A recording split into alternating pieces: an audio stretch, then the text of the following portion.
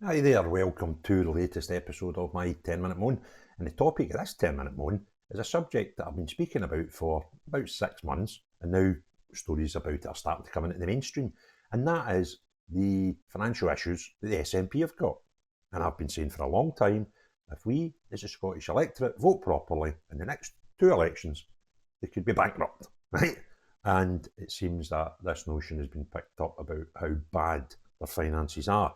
There's a few stories today about a new desperate cash plea that the SNP have put out to their members, and it's been picked up in several papers, but I'm going to use the Daily Record one by Hannah Roger as reference. Okay, and the headline is SNP faces £1 million election crisis as desperate chiefs urge members to recruit pals.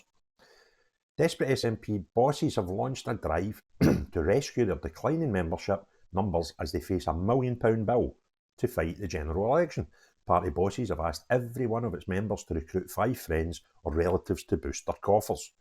Over the last 2 years, the SNP have seen a slide in the number of members it has, falling from 103,000 in December 2021 to 69,000 at the same time in 2023. So that's over 30%. It's about a third of their membership they've dropped. But I would suggest it's probably more than a third of their income, because they've recently brought out special cut price, enticing people in for like £1, right? Which they never had before. So although their numbers are down 30%, I would kind of guess that their membership dues are down less than or more than a third. Okay. However, some have speculated the recent arrest and charges of the party's former chief executive Peter Morrell over alleged fraud and embezzlement will have caused another drop in numbers. So the figures might not be 70,000 anymore. But senior figures are hopeful John Swinney's coronation as leader could reverse the party's fortunes.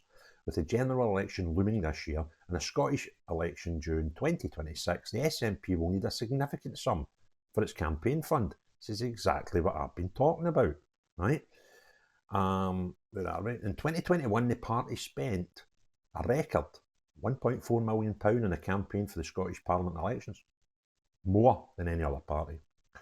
General election spend is predicted to be more than £1 million this year, with the SNP spending just over that in 2019, 1.6 million in 2017, and 1.4 million in 2015. So they spend 7 figures every time there's an election, and as high as 1.6 million. So, unless they don't want as big an effect, where are they going to get the money? An email sent this week to all members urged them to help by recruiting 5 relatives or friends to the party. The email said, the election of SNP leader John Swinney has marked the beginning of a new chapter for our party with hope and optimism at its heart. Aye.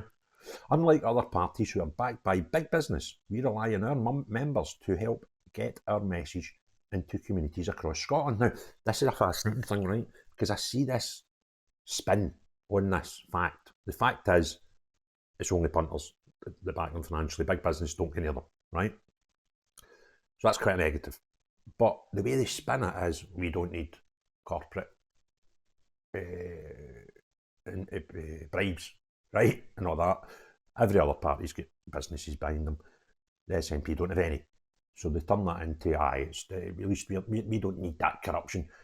You took it when you had it. People at Stagecoach put millions into your party when they trusted you.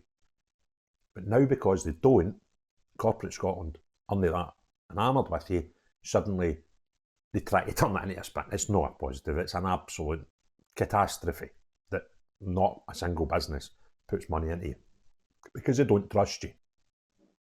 Anyway, this email goes on. Where is it? Aye. You can do your bit this week, so they try to push for action now, by inviting 5 of your friends and family to join the SNP by forwarding them this email.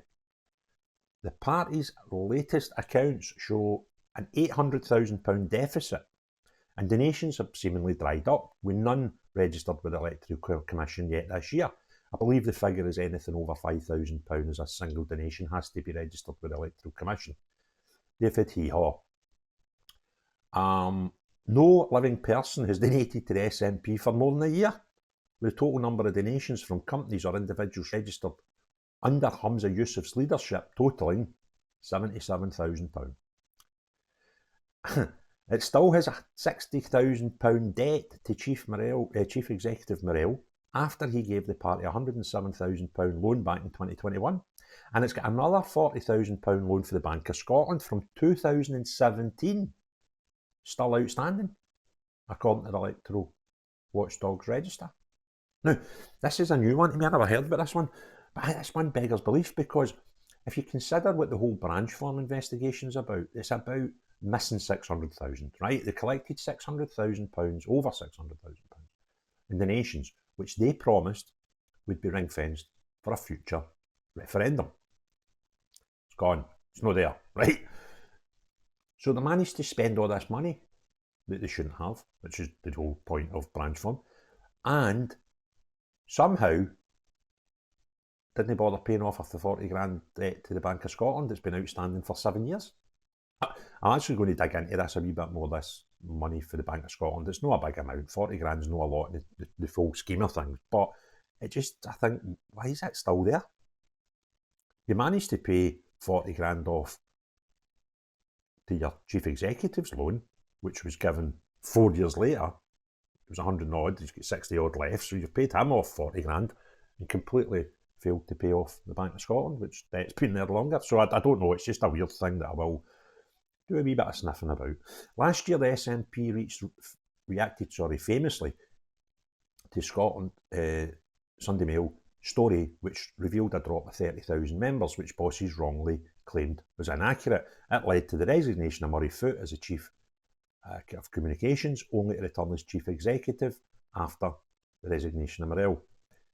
An SNP spokesman would not confirm the party's latest membership tally, but confirmed it stood at 69,000 back in December.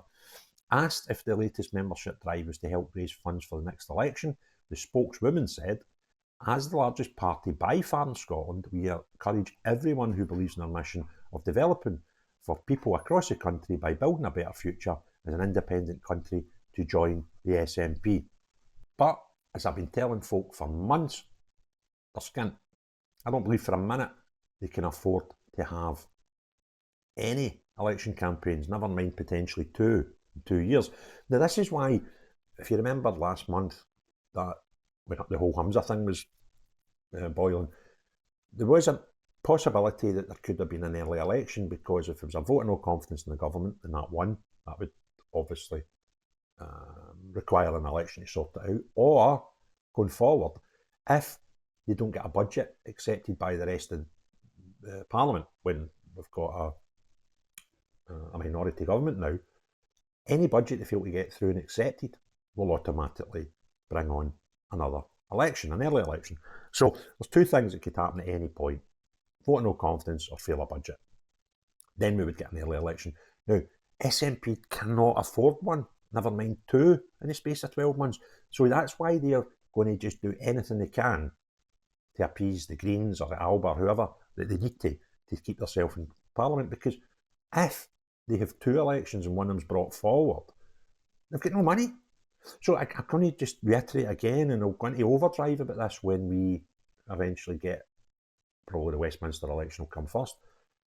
If Scottish people vote in the correct manner and decimate the amount of seats they've got at Westminster and then Holyrood, they're done. They don't, these rainbows at the end of the unicorn shite where there's a big pile of money, it's not real. It's not a real thing, right? So where are they going to get money to actually survive as an entity? I don't believe it's possible, right? So all we need to do is vote properly, and we could actually bankrupt them, bin them, make them even no longer exist or so insignificant they could do no further harm to this Scotland, right? So anyway, that's where we are. If you liked the video, give it a thumbs up. If you don't already subscribe, please consider doing so. But most importantly of all, unless you're the SNP or their ever dwindling cult, everybody else have a great day. Cheery bye now.